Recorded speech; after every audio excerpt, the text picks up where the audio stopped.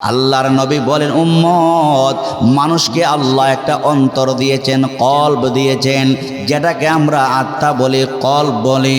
নবী আমার বলেন, উম্মত, পাপের কারণে মানুষের অন্তরটা কালো হয়ে যায়, ময়লাযুক্ত হয়ে যায়, দুর্বল হয়ে যায়।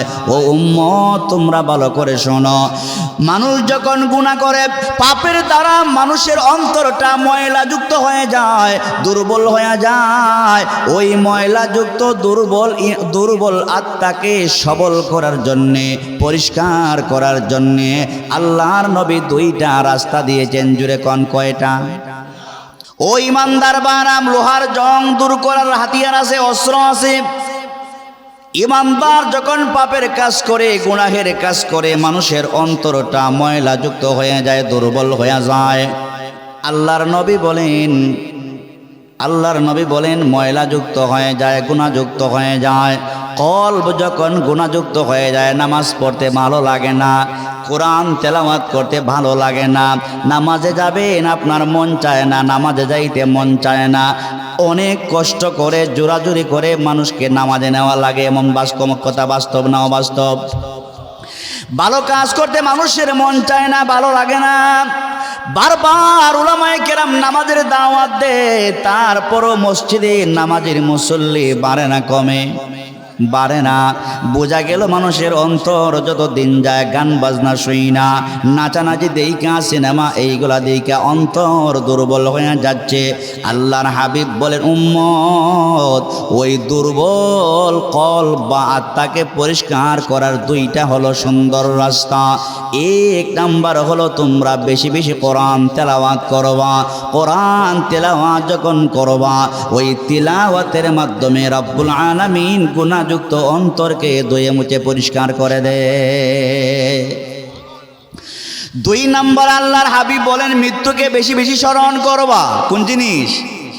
মৃত্যুকে বেশি বেশি স্মরণ করবা। ও মুরব্বী বাবারা, অবশ্যই আপনারা কথাগুলো আমার বুঝতেছি, আপনারা কথাগুলো বুঝতেছেন।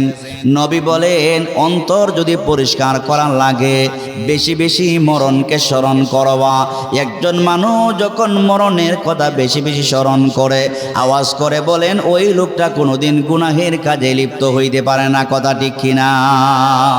আমার ইমানদার ভাইয়েরা, যদি আমি আমার সন্তানকে হাফেজে কোরআন বানায়া যাইতে পারি, আলেমে দ্বীন যদি বানায়া যাইতে পারি, বাবা যখন মারা যাবে, মা যখন মারা যাবে, মসজিদের ইমাম জানাজা পড়ায়া দেখ, মাদ্রাসার উস্তাদ জানাজা পড়ায়া দেখ, আমি বাধা দেই না, অসুবিধা নাই। কিন্তু আমি হলাম সিলেটের হুজুর, আমাকে 1 লক্ষ টাকা দিয়ে আপনার বাবার জানাজার ইমামতির জন্য আনলেন।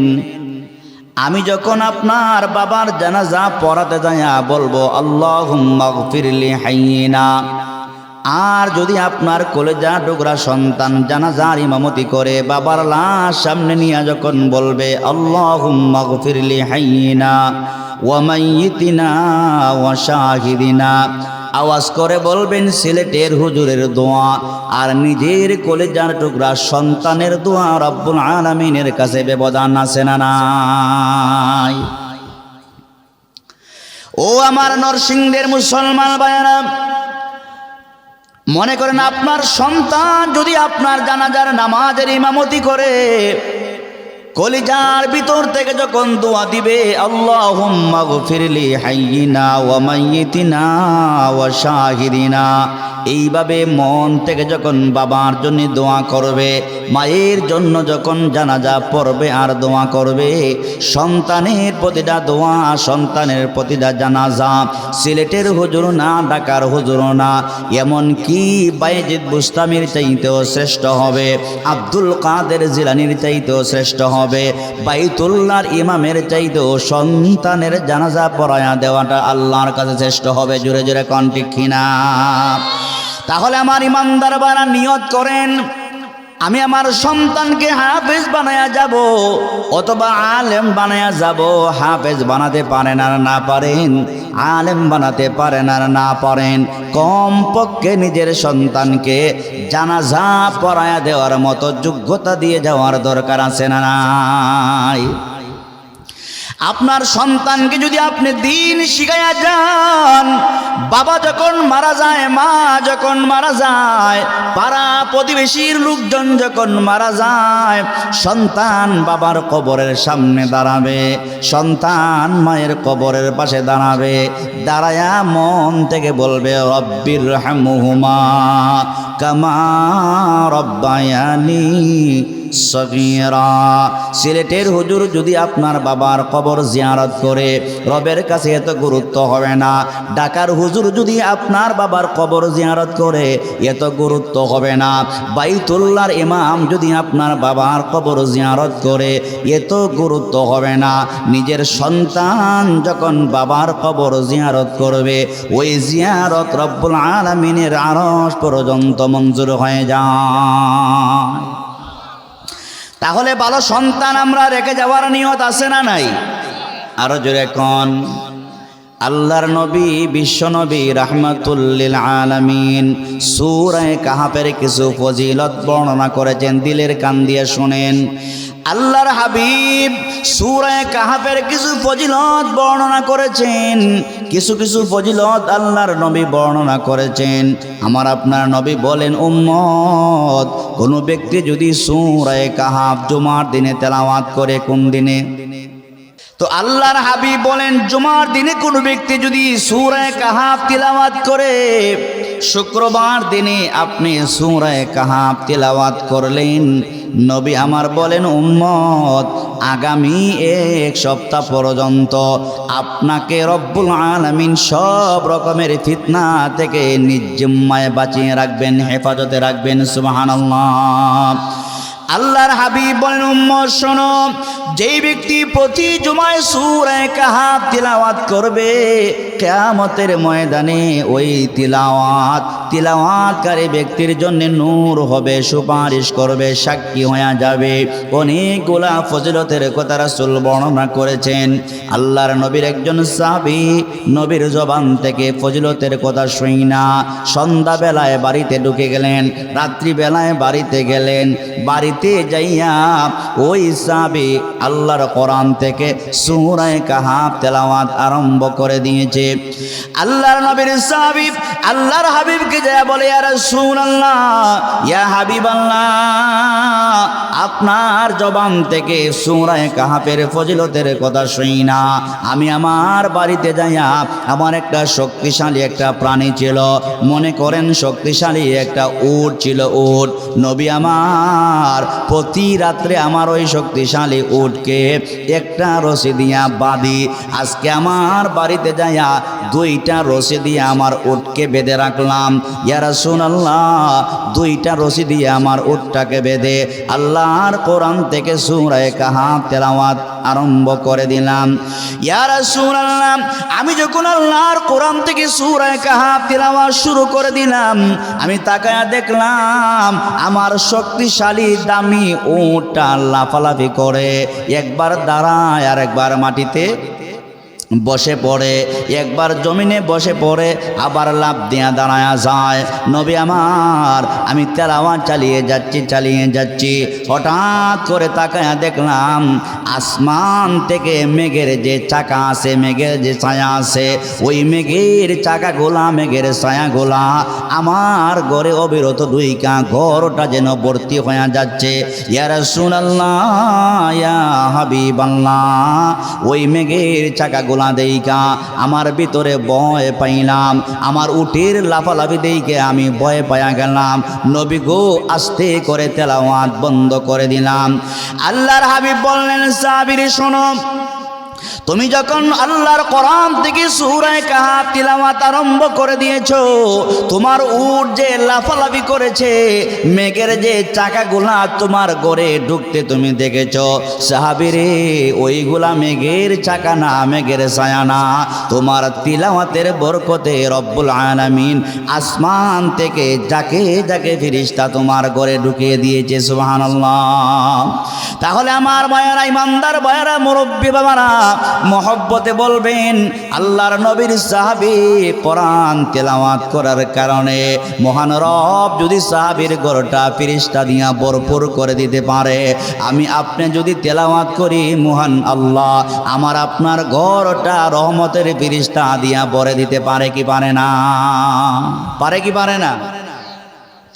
কিন্তু আমার ভাইয়ারা রাগ কইরেন না, আপনাদের এলাকার খোঁজখবর আমার জানা নাই। আজ মুসলমানদের ঘরে শান্তি যত দিন যায় শান্তি দূর হয়ে যাচ্ছে, কথা বলেন ঠিক কিনা? মুসলমানদের ঘরে শান্তি আস্তে আস্তে দূর হয়ে যাচ্ছে। বিবি তার স্বামীর কথা শুনে না, স্বামীও তার বিবির কথা শুনে না, সন্তান বাবার কথা শুনে না, সন্তান মায়ের কথা শুনে না। এর একটা মাত্র কারণ হলো মুসলমানদের ঘরে অশান্তির এক নম্বর প্রধান কারণ হলো মুসলমানদের ঘরে আজকে টিভির আওয়াজ আছে, কোরআন তিলাওয়াতের আওয়াজ নাই। জুড়ে জুড়ে কোন ঠিক কিনা? মুসলমানদের ঘরে আজ কোরআন তিলাওয়াতের আওয়াজ নাই। সন্ধ্যাবেলা মুসলমানদের ঘরে টিভির আওয়াজ শোনা যায়, গান বাজনার আওয়াজ শোনা যায়, নাচানাচির আওয়াজ শোনা যায়। ও মুসলমান, ঘরে যদি শান্তি চাও, সমাজে যদি শান্তি চাও, আল্লাহর কোরআন তিলাওয়াতের কোনো বিকল্প নাই। জুড়ে কোন ঠিক কিনা? আল্লাহর কোরআন তিলাওয়াত করলে ঘরে শান্তি দিতে পারেন কে? আওয়াজ করে কোন? আল্লাহর কোরআন তেলাওয়াত করলে ঘরে শান্তি দিতে পারেন আল্লাহ। আল্লাহর নবী বলেন উম্মত, মানুষকে আল্লাহ একটা অন্তর দিয়েছেন, কলব দিয়েছেন, যেটাকে আমরা আত্মা বলি, কলব বলি। নবী আমার বলেন উম্মত, পাপের কারণে মানুষের অন্তরটা কালো হয়ে যায়, ময়লাযুক্ত হয়ে যায়, দুর্বল হয়ে যায়। ও উম্মত, তোমরা ভালো করে শোনো, মানুষ যখন গুনাহ করে পাপের দ্বারা মানুষের অন্তরটা ময়লাযুক্ত হয়ে যায়, দুর্বল হয়ে যায়। ওই ময়লাযুক্ত দুর্বল আত্মাকে সবল করার জন্যে, পরিষ্কার করার জন্যে আল্লাহর নবী দুইটা রাস্তা দিয়েছেন। জুড়ে কোন কয়টা? আল্লাহ পাক আমাকে আপনাকে একটা গোশতের টুকরা দিয়েছেন, যেটাকে আত্মা বলে, কলব বলে। আত্মা বা কি বলে? আত্মা বলে, কলব বলে। তো গুনাহ যখন করি, গুনাহের দ্বারা আমাদের কলব দুর্বল হয়ে যায়, কালো হয়ে যায়, ময়লা হয়ে যায়। কালো হয়ে যায়, কি হয়ে যায়? ময়লা হয়ে যায়। মনে করেন আপনারা, আমার বাসা বুঝেন কিনা তাও জানি না, লোহা তো চিনেন, লোহা যদি মাটিতে পড়ে থাকে, পানি এবং কাদার মধ্যে যদি পড়ে থাকে, লোহার মধ্যে জং লাগে কি লাগে না?